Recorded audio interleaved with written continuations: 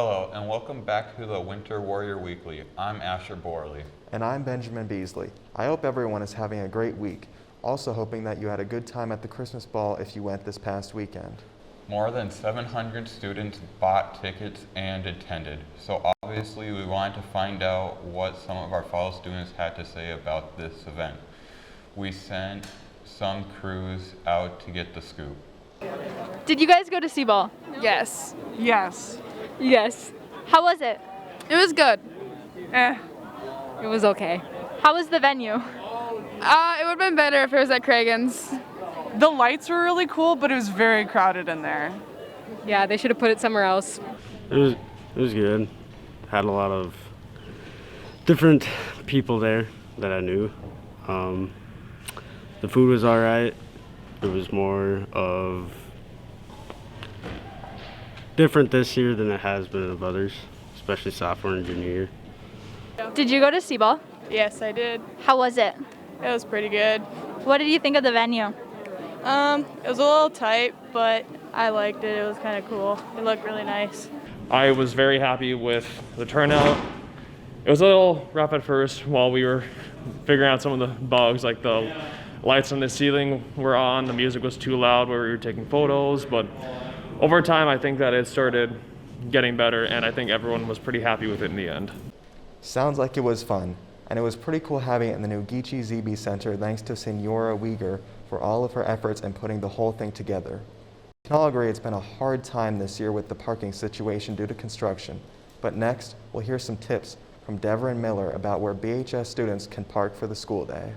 Here at Brainerd High School, parking has been limited by the ongoing construction, and with the winter season worsening driving conditions, it has become a hot topic for the students, which surprisingly doesn't melt the snow. There are several parking choices available: the senior lot, East River Road, the baseball lot, city parking, and the pit. The senior lot is only available to seniors if they were able to get their hands on a reservation, as there are only room for about a fourth of the seniors. East River Road is an adjacent alternative, but only has around 50 parking spaces. A baseball lot furthest from the school typically has a few spare spots, but the walk through the field can be miserable depending on the weather, deterring some of the parking there. Another amount of students buy city parking passes, which they pay a monthly fee, and parking in numerous places around downtown, primarily behind the public library. The most popular option is the pit. I get there from like 7 to 7:30 in the morning. And if you get there later than that, you're probably not going to end up getting a spot, but it's chaotic sometimes. Only like if you get there later. If you get there earlier, it's not that bad. Recently, the school has opened up more parking in our soccer field right next to the pit. Thanks for that report. There is a lot of clubs here at BHS. One such club is new this year is the Gender Sexuality Alliance, or GSA. They have a meeting this Friday, December 17th at 3:30 p.m. in the choir room K116. Let's hear more about this organization. The Gender Sexuality Alliance, or GSA, is a group made for LGBTQ+ members to have a safe space where they feel welcomed. It meets every first and third Friday of a month in room K116 at 3:30. My favorite part is that we all get introduced by our name and our pronouns the first thing we do, and then we usually get pizza. I am really excited to see and experience this group as it goes along, because I think having a safe space to meet and express with other LGBTQ people at BHS is very important. The importance of this group is the fact that everyone can sort of come together, and even if you feel like you're alone, you can find people who are like you and actually know them. There are no requirements to join, whether you're out, closeted, or an ally. All that we ask is you come with an open mind and patience. They have snacks and do introduction games at the start of each meeting. Anyone in the LGBTQ+ community and allies are welcome. Talk to Mrs. Trout in room A112 for any additional questions you may have. The spring theater performance this year is called Trifles. It's part of the one-act competition that will be performed Thursday, January 27th, and will be free for BHS students to watch. Check it out. Trifles is our one act, which is a competition that we do each year, and it is about 5 people And there is a woman in the early 1900s that is accused of murdering her husband. The one-act competition is basically when a bunch of schools in the state of Minnesota go to one specific school district that is hosting that year. And we all have a little competition, and we have sectional, regionals, and then we have state. So whoever moves on goes there, and it's pretty cool. Well, the best part about being in a production for me is getting to know everybody else that's in the production, because like you get that sense of bonding and family that's very nice, as well as just being able to work on something that you're proud of. It's time now for our question of the week segment. This week, Vaughn Peterson pounds the pavement, so to speak, in search of life's greatest curiosities. Like, do you know the Muffin Man? We're back live again, and question of the week, first interview of the day. Do you know the Muffin Space Man? Yes or no? No. No? Why don't you know him? You never told me about him. No, why don't you know him though? Like, you just don't know him? Never seen him. Never seen him. Thank you for your time, Mr. Eddie. All right, ready? Yeah. Are you ready? Yeah. Are you ready? Sure. Are you ready? Do you know the Muffin Man? Barrett? I know the Muffin Man. Barrett knows the Muffin Man. Do you know the Muffin Man? Yes, I know the Muffin Man. She knows the Muffin Man. We're back. We're looking for more interviews. It's kind of dead right now in the halls. This random hand is holding the mic for me. We'll get back to it. All right, back with another interview. We're live again. Do you know the Muffin Man? No. No, you don't? No. How don't you know him? Why don't I know him? Yeah. I don't know. You don't know? Just never met him. Never met him. Maybe next week? Maybe next week. Maybe next week. We rolling, Kyle? All right. First interview of the day. Do you know the Muffin Man? What? No. No? Do you? See, I do. Why don't you know him? Isn't he like some made-up person? No, he's real. Oh. Do you know the Muffin Man? I do. He does know the Muffin Man. What do you know about him? Nothing. Nothing. Just know him? I just know him. He comes to my house sometimes. He comes to your house? Pretty scary. Pretty scary. He just walks around. And he just walks around. Makes a mess. Yeah, steals stuff, you know. Steals stuff. Threatens What else? me. It's scary. Threatens you? Yeah. Yeah, he does that at my house too. What an interesting question. Thanks for that segment this week, Vaughn. Time for a quick break, but coming up in 1 minute, we'll catch up on the latest in Brainerd High School sports and enjoy some other fun segments, including Part 2 of Searching for Santa. Stay with us. The Warrior Warehouse, located near the Warrior Outlet, is a resource for all students in need of supplies and food, including school materials, clothes, hygiene supplies, and more.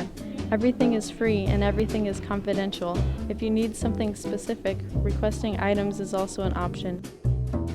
Contact Miss Wales or find the information page on your daily announcements to learn more.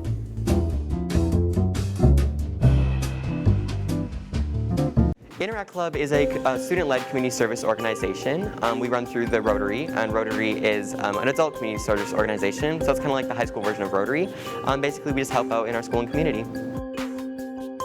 So not only do you gain leadership skills, you also help out in your community. So you can put that community service on job applications, college applications, and it also just makes you feel good, you know, helping out your community that you're a part of. Join the Interact Club today!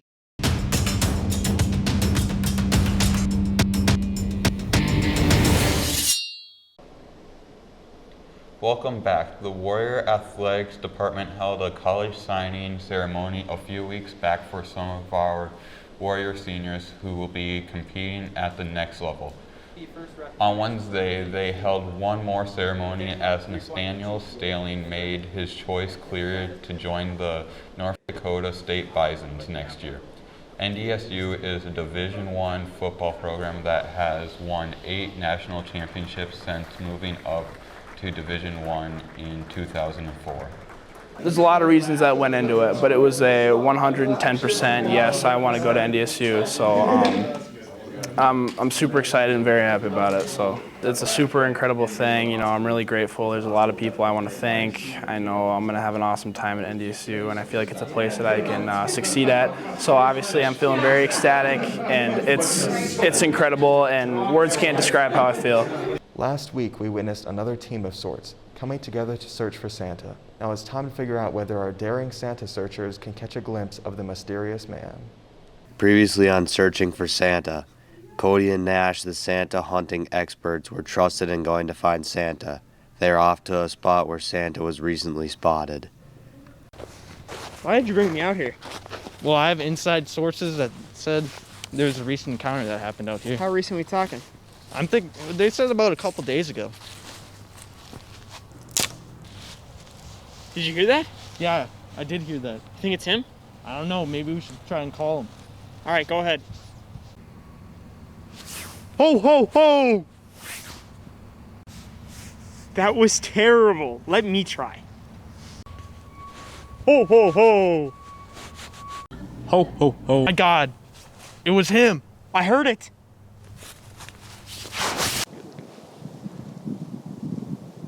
Oh my God, there he is. Oh my God.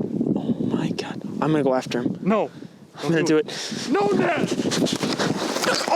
Oh. Oh no. No, no, no! Find out next week on the Warrior Weekly to see if Nash survived the scary encounter.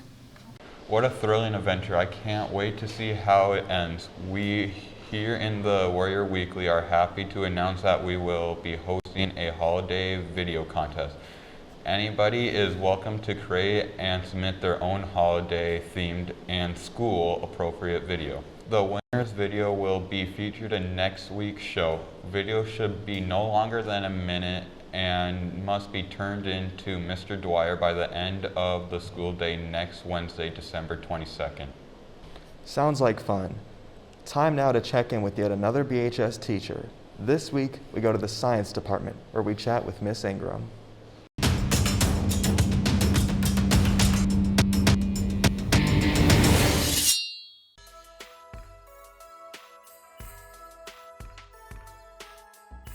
Superpower? Flight, for sure flight. I would love to be able to fly anywhere, super fast.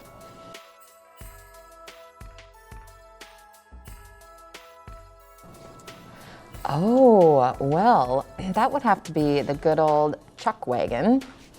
It's a little, it looks disgusting sandwich in a plastic bag that you heat up in the microwave for 45 seconds, but it is a little slice of heaven.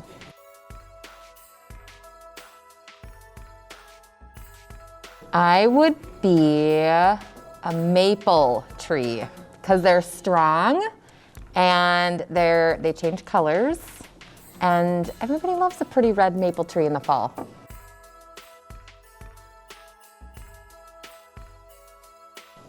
Second favorite movie. I do love the classics like Dirty Dancing, but that might be up there with number one. Second favorite, I would say, Dan in Real Life. That's a great movie.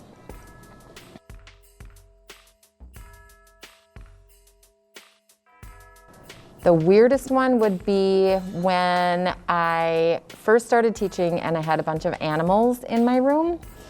And I came back from Christmas break and my rats that were in one cage had gotten loose, but two of them were found in the mouse cage and they had killed the mice and gnawed a hole in their craniums and eaten their brains out.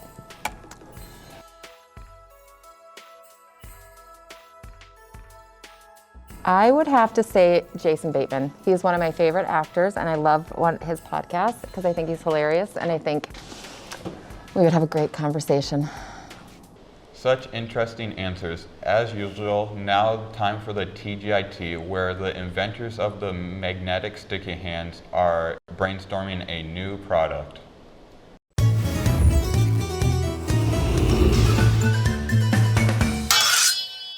Okay guys, the magnetic sticky hand did not meet our predictions. As you guys can see, we're in the negatives, and we need something to rebound off of.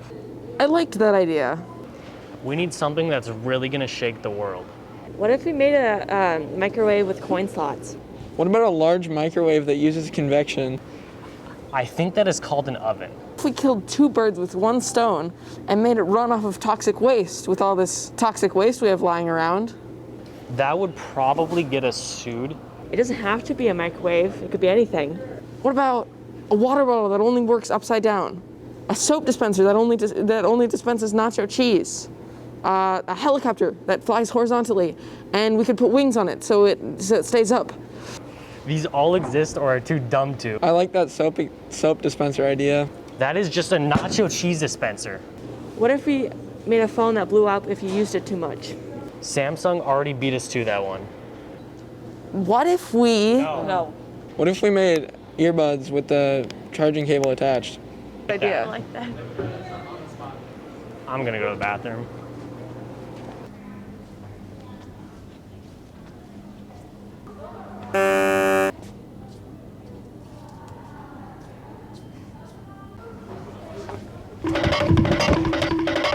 Liquidate the company. Liquidate it. Thanks for tuning into this week's show. We'll be back with our special Christmas episode next Thursday. We leave you with a snippet of this week's holiday choir concert. See you next time.